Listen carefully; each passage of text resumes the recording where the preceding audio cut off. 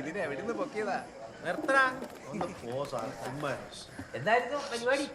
പെട്ടയൊക്കെ ഉണ്ടല്ലോ ഒരെണ്ണം. എന്താ അതിനകത്ത്? സ്വർണം വല്ലാണ് തന്നേച്ചു നോക്കുക കേട്ടോ. ഞങ്ങൾ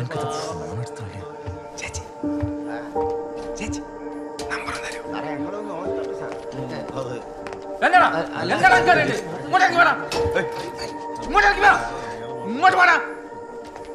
എന്താടാ എനിക്ക് എന്താ അറിയണ്ടേ?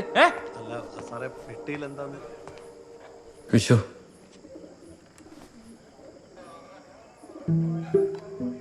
സോറി.